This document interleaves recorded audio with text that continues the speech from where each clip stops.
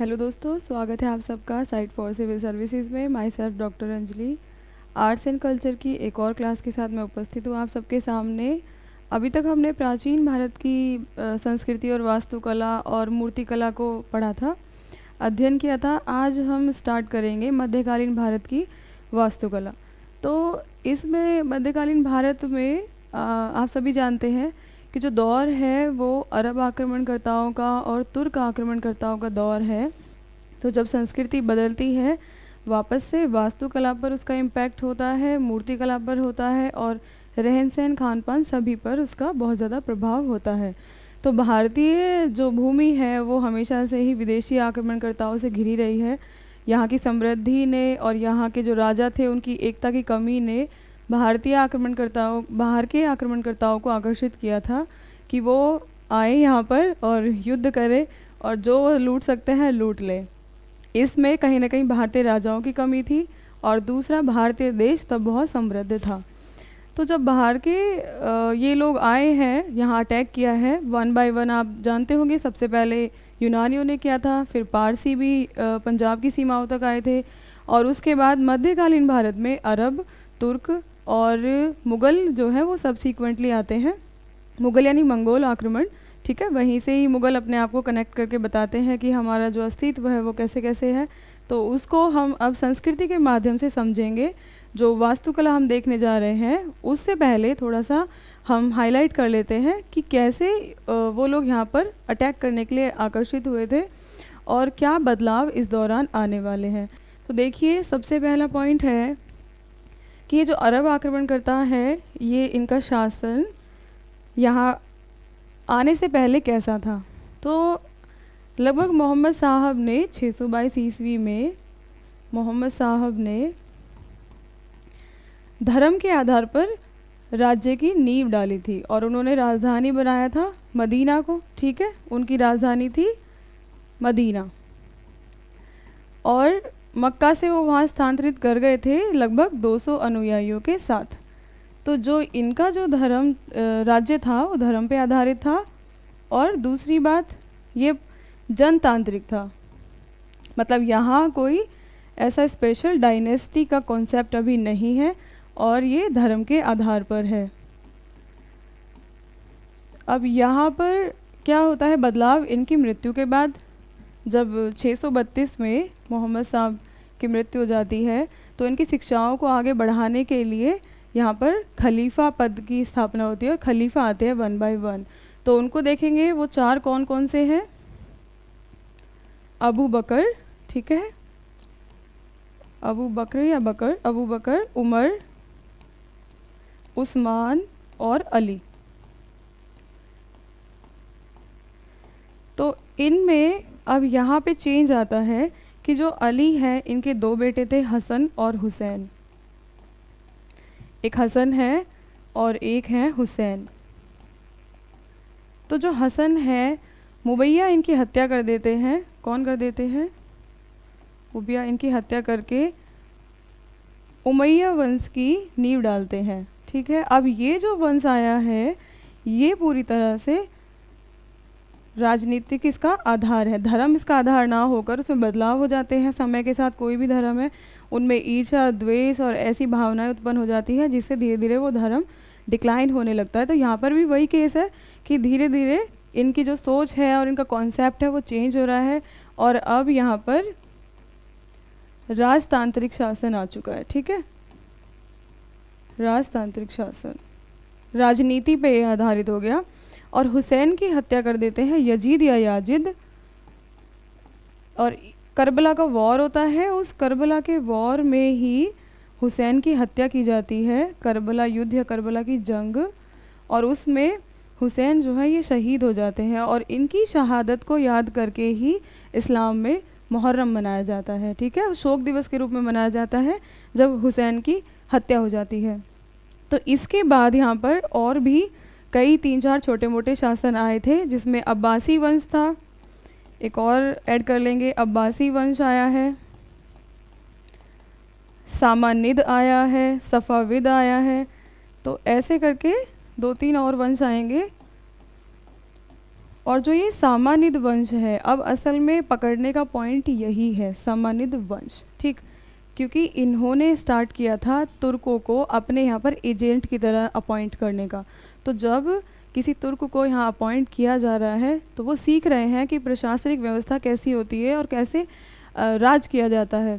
यही मिस्टेक जो है वो शेरशाह सूरी के टाइम पे मुग़लों ने की थी, क्योंकि उन्होंने उसको प्रशासन में एंट्री करा दी थी और फिर शेरशाह सूरी ने ही अपना प्रशासनिक ढांचा तैयार किया था। तो वैसा ही जो सामान्य शासक थे, इनके यहाँ पे एजेंट रखना स्टार्ट हुआ था और तुर्क को ये नॉलेज हो गई थी अरब लोगों के माध्यम से कि कैसे अपना राज्य स्थापित किया जाता है, शासन किया जाता है।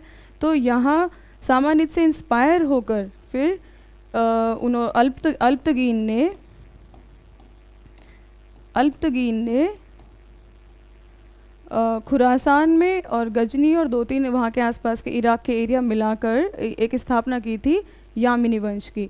और अल्पतगीन के बाद सुबुक्तगीन और फिर महमूद गजनवी ने यहाँ पे अटैक किया, तो वो हो गए तुर्क आक्रमणकर्ता। और ये जो अरब हैं, इनका भी अटैक अभी आगे और दिखाऊंगी मैं कि कैसे अभी भी चल रहा है, क्योंकि जो ये वाला टाइम पीरियड है और ये सम्मानित वाला टाइम पीरियड है, इसके बीच में एक घटना घटित होती है जो अरब आक्रमण से जुड़ी हुई है। तो उसके बारे में बात करेंगे अभी। देखिए, अगर कोई क्यूरी है तो आप हमें कमेंट सेक्शन में पूछ लेना। मैं वैसे बहुत स्लोली समझा रही हूँ कि कुछ भी कन्फ्यूज़न ना रहे और आपको आसानी से समझ में आ जाए। तो जो महमूद गजनवी है, यामिनी वंश के बाद महमूद गजनवी यहाँ पर आते हैं अटैक करने, और ये हैं तुर्क, ठीक है। अब इस बीच में एक अरब विजय की बात हो रही है, कौन सी? 712 ईस्वी में सिंध पर अरब विजय। अभी जो सिंध है, यहाँ का राजा था दाहिर, ठीक है। सिंध पर राजा था दाहिर, और ये क्या करते हैं कि यहाँ इनके इस एरिया में अल-हज्जाज एक अरब शासक हैं, अल-हज्जाज, और इनके शिप को लूट लेते हैं कुछ लुटेरे देवल बंदरगाह पे। कहाँ पे? देवल बंदरगाह पे। तो जब देवल बंदरगाह पर इनका शिप लूट लिया जाता है तो ये कंप्लेन करते हैं, अल-हज्जाज, मतलब रिक्वेस्ट कहो या कंप्लेन। अल-हज्जाज कहते हैं दाहिर से कि उन लुटेरों को पकड़ो और हमें हैंड ओवर कर दो, हमें सौंप दो उन्हें, ताकि हम उन्हें पनिश कर सके। लेकिन इस बारे में दाहिर कोई रिस्पॉन्स नहीं देते। तब अल-हज्जाज 2 विफल अभियान भेजते हैं सिंध पर अटैक करने के लिए, और एक उसमें से फिर सफल अभियान होता है, थर्ड, जो कि था मोहम्मद बिन कासिम का, ठीक है, मोहम्मद बिन कासिम। तो गजनवी के आने से पहले ही यहाँ पर अरब जो है अब अटैक करके भारतीय सीमाओं में घुस चुके थे। महमूद गजनवी जो तुर्क हैं, उनके आने से पहले कौन घुसा था? मोहम्मद बिन कासिम। पहला अरब सफल आक्रमण जो था मोहम्मद बिन कासिम के नेतृत्व में हुआ था। और किसने भेजा था? अल-हज्जाज ने भेजा था। किसके खिलाफ था? तो था सिंध के राजा दाहिर के खिलाफ, ठीक है। अब जब ये यहाँ पर आते हैं, पहली बात तो जो विदेशी आक्रमणकर्ता होते हैं उनको 3-4 चीज़ें अट्रैक्ट करती हैं, या 3-4 मेजर कैरेक्टरिस्टिक्स हैं उनके अटैक करने की। पहला कि वो अपने साम्राज्य विस्तार के लिए ऐसा करते हैं। दूसरा कि वो अपनी सीमाओं को बढ़ाने के अलावा भी उन्हें एक्स्ट्रा जो धन संपत्ति है उसे लूटने के लिए वो करते हैं। थर्ड है कि वो जो देश है उस देश के एनवायरनमेंट में या कोई ऐसी कुछ ऐसी चीज़ हो जिससे कि वो अपने यहाँ की संस्कृति और वहाँ की संस्कृति का आदान प्रदान कर सके। लेकिन ये अटैक नहीं, ये एक कोलैबोरेशन के तौर पे देखा जाता है। तो थर्ड जो कैरेक्टरिस्टिक बनेगी, एक तो हो गई साम्राज्यवाद, ठीक है, और एक हो गया अपनी शक्ति का प्रदर्शन, जैसे सिकंदर था कि मुझे पूरी दुनिया पर राज करना है, ठीक है। तीसरा धन संपत्ति लूटना, और फोर्थ में आते हैं तत्कालिक कारण। धन संपत्ति लूटना, फोर्थ में आते हैं तत्कालिक कारण। जैसे अब उस तत्कालिक कारण का उदाहरण है ये दाहिर पे जो अटैक किया है, ये बिल्कुल तत्कालिक कारण था। ये कोई वेल प्लान्ड चीज़ नहीं थी कि हमें सीमाएं विस्तार करनी है वहाँ तक, या हमें अपनी ग्लोरी के लिए करना है, या हमें वहाँ की संस्कृति को अडॉप्ट करना है और अपनी संस्कृति को वहाँ पे प्रचार प्रसार के लिए भेजना है। ये ऐसा कोई रीज़न नहीं है। इसमें से ये रीज़न जो है सबसे स्ट्रॉन्ग है, तत्कालिक कारण, क्योंकि उनका जो जहाज़ है वो लुटेरों ने लूट लिया था और उसको छुड़ाने के लिए या उन अटैकर्स को पकड़ने के लिए इन्होंने डिमांड की थी। ठीक है, तो ये हो गया पूरी तरह से तात्कालिक कारण। अब हम देख लेते हैं, अब हम अपनी संस्कृति वाले चैप्टर पे आते हैं। ये एक भूमिका थी जो आपको समझाने के लिए बहुत ज़रूरी है कि किस तरह से चीज़ें वन बाय वन आगे बढ़ रही हैं, मतलब क्या छोटे छोटे फैक्टर्स हैं जो एक इतने बड़े बदलाव को प्रमोट कर रहे हैं।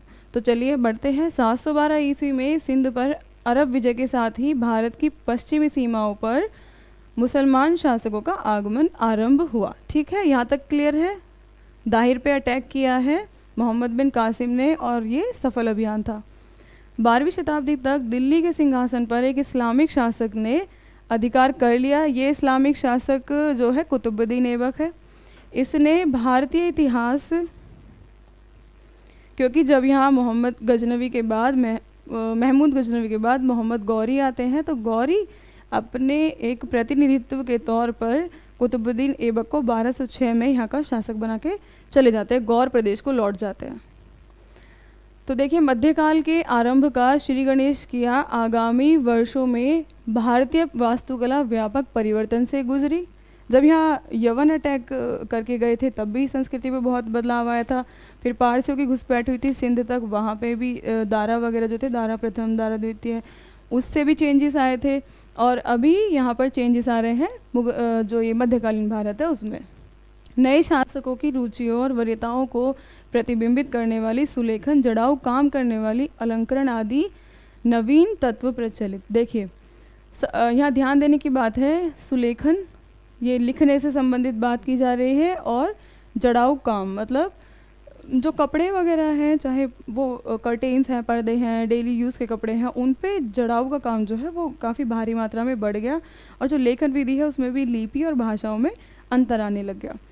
और जैसा कि बाबर ने बाबरनामा में लिखा था कि भारतीय जो इतिहास है और भारतीय जो लोग हैं वो मतलब उसने एक तरह से क्रिटिसाइज़ करके कहा था कि हर वर्ग के लोग लगभग एक साथ बैठ जाते हैं, एक साथ खा लेते हैं, इनमें एक शासक वाले गुण नहीं हैं, ये ऑर्डर नहीं ज़्यादा देते। क्योंकि बाबर जो तुर्क है, मतलब जो बाबर है वो मंगोल है, और जो तुर्क भी उससे पहले आए थे वो अपने आप में इस तरह से जीते थे जैसे गॉड लाइक, क्योंकि जैसे कोई गॉड है और वो उनको ऑर्डर्स देते हैं और सबको मानना ज़रूरी है। लेकिन जो भारतीय शासक थे वो ऐसे जीते थे जैसे वो प्रजा के प्रतिनिधि भी हैं, लेकिन वो प्रजा के सेवक भी हैं। एक तरह से वो पूरा डिस्कस करके कोई डिसीजन लेते थे। लेकिन बाबर को कहा जाए तो एक डिक्टेटर टाइप वो कॉन्सेप्ट अपने दिमाग में लेके चलते थे, और उनका कहना था कि भारतीयों को समझ नहीं है, भारतीयों को वो समझ नहीं है कि कैसे शासन किया जाता है, इनको बहुत कुछ सिखाने की ज़रूरत है। तो ये बाबर ने क्रिटिसाइज़ किया था एक तरह से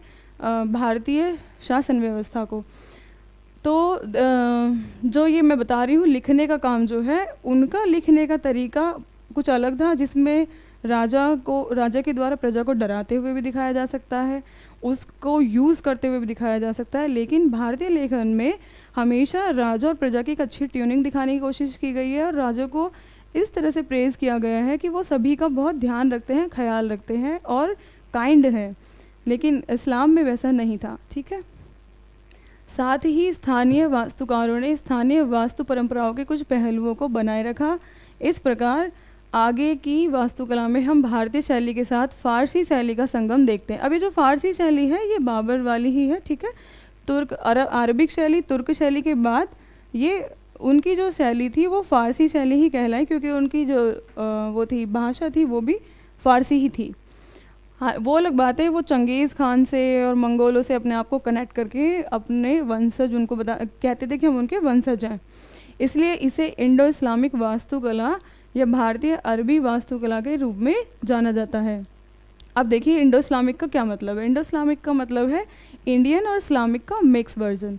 तो इंडो इस्लामिक शैली की क्या कैरेक्टरिस्टिक्स हैं उन्हें हम देखेंगे अभी। सबसे पहली चीज़ है मेहराब और गुंबदों के उपयोग ने इस अवधि के दौरान प्रमुखता प्राप्त की। अब देखिए मेहराब और जो गुंबद है ये क्या है। गुंबद होता है जब किसी बिल्डिंग के मीनार के ऊपर, जैसे मान लीजिए बिल्डिंग है और यहाँ पर पिलर्स खड़े कर दिए हैं, ये मीनारें हो गई, इनको ये मीनार कहते हैं।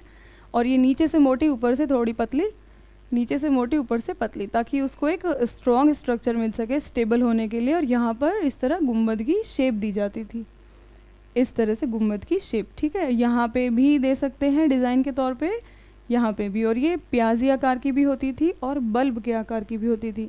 प्याज का मतलब आप जानती हैं, बिल्कुल प्याज वाली जो शेप होती है इस तरह से, ये देखिए प्याज वाली। और बल्ब वाली होती है जो नीचे से थोड़ा संकीर्ण होता है और ऊपर से गोल होता है।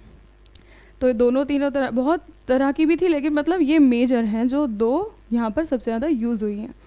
तो ये हो गया गुम्बद। अब बात करते हैं मेहराब क्या होता है। देखिए ये मेहराब है, मतलब ये इस तरह से यहाँ पर कोई गेट बनाए जाने से पहले जो एक ऊपर की सपोर्टिव सिस्टम तैयार किया जाता है उसे मेहराब कहते हैं। ये खिड़की के ऊपर भी होता था, दरवाजे के ऊपर भी होता था। इसका डिज़ाइन गोल भी हो सकता है और थोड़ा सा कर्व में भी हो सकता है, लेकिन ये है एक्चुअली सपोर्ट के लिए और दिखने में भी सुंदर है, ठीक है, क्लियर। अब चलते आगे। इसे वास्तुकला की मेहराबदार शैली के रूप में जाना गया और इसने वास्तुकला की पारंपरिक लिंटल शहती शैली का स्थान ग्रहण किया। अब ये लिंटल शैली क्या है, डिफरेंस आप यहाँ पर देखिएगा कि जो ये मेहराब है इससे थोड़ी सी डिफरेंट है लिंटल शैली। वो स्ट्रेट है, जैसे ये पता है ये रोमन शैली है असल में, कुछ शैलियों का आपस में मिश्रण हुआ है। तो वैसे ही ये लिंटन शैली रोम से एक्सेप्ट की गई थी और यूज़ की है काफ़ी ज़्यादा इस्लाम ने भी। तो यहाँ पर ये हो गया स्ट्रेट एकदम, ठीक है। और ये गेट के और दरवाजे दोनों के ऊपर है, यहाँ भी ये स्ट्रेट है और यहाँ पर कुछ डिज़ाइन बना है, कोई मूर्ति भी बना सकते हैं, कोई फेस की आकृति बना सकते हैं, यहाँ पर फूल वगैरह बना सकते हैं।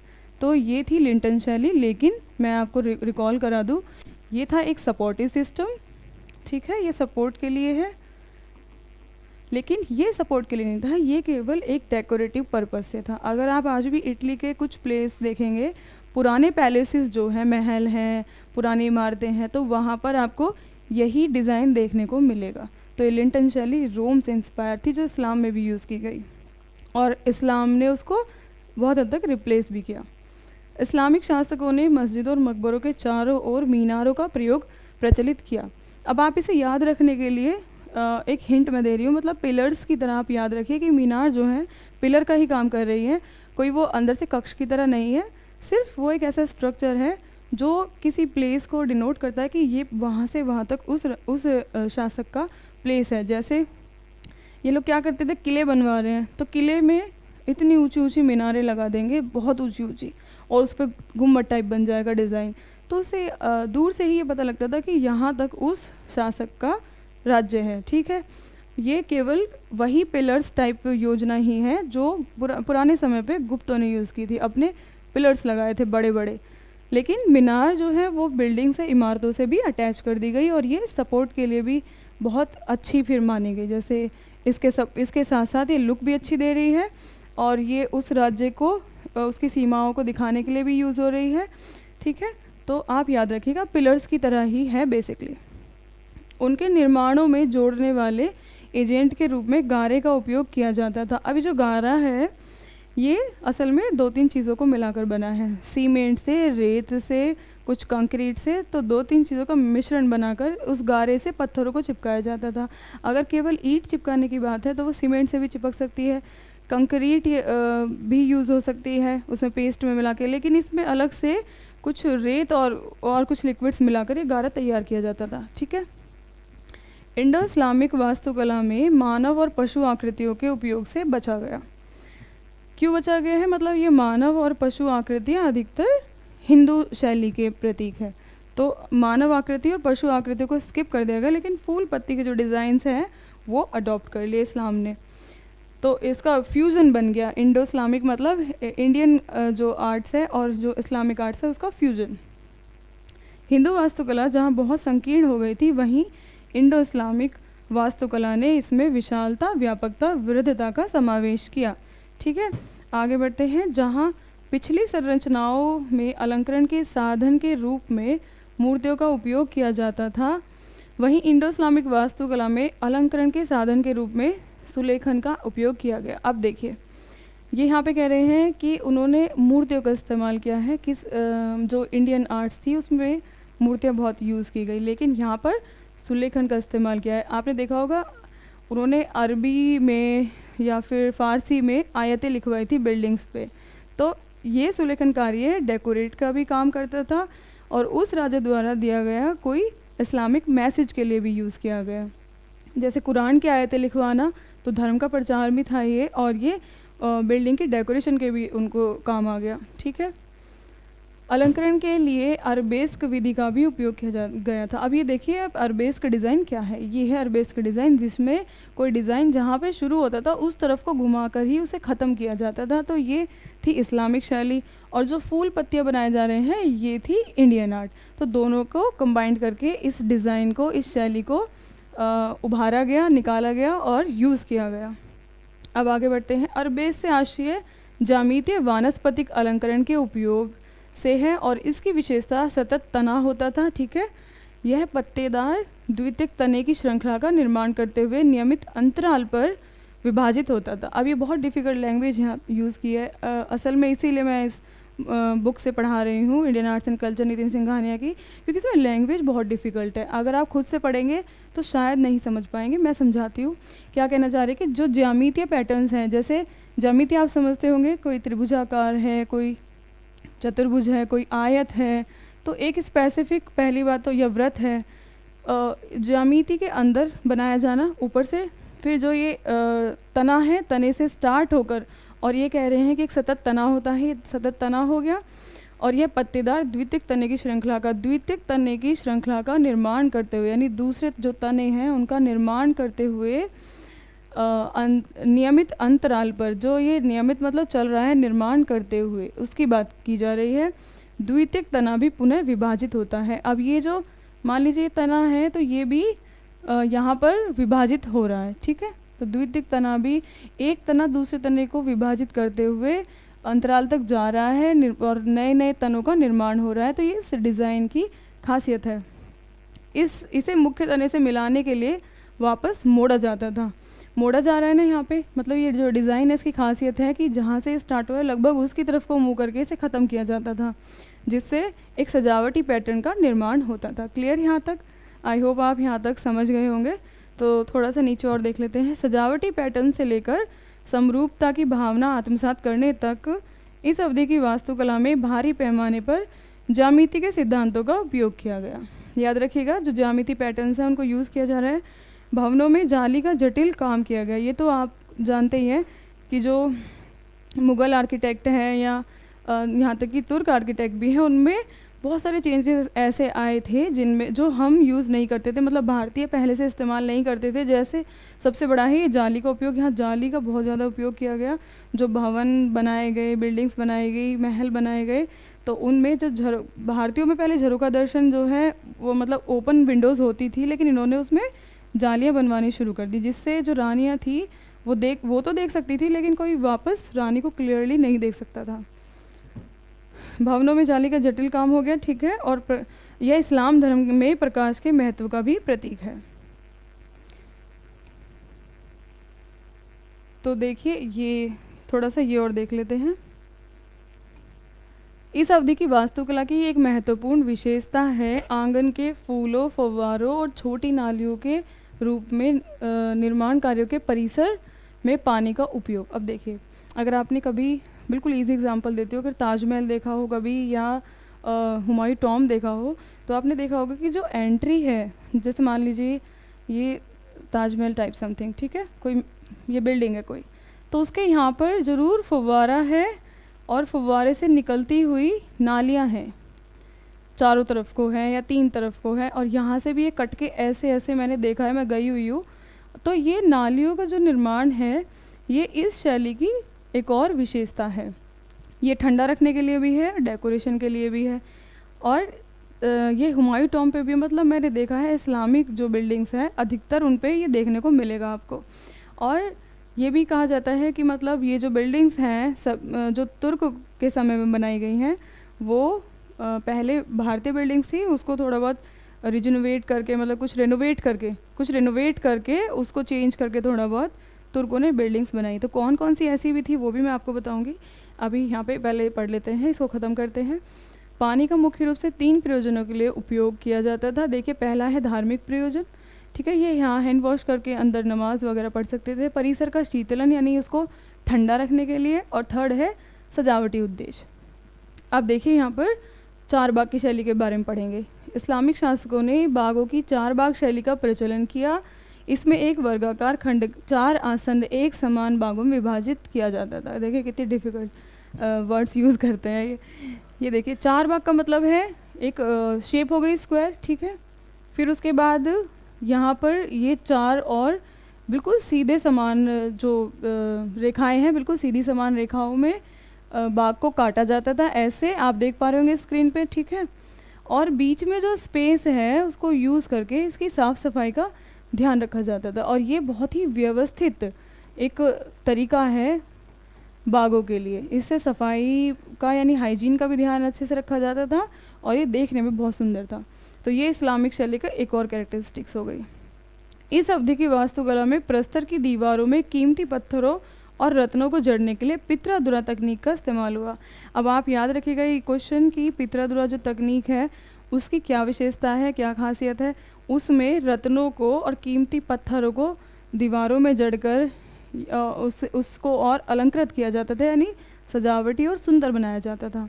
तो देखिए जो डिज़ाइन है इसमें यहाँ पर सुंदर पत्थरों को, रंगीन पत्थरों को यूज़ किया गया है। जैसे ये फ्लावर है तो इसमें हर एक पत्ती में यहाँ पर सुंदर सुंदर पत्थर लगाए गए हैं विभिन्न रंगों के, ठीक है। ऐसे पित्रादुरा में ही आपको एग्जाम्पल्स मिलेंगे।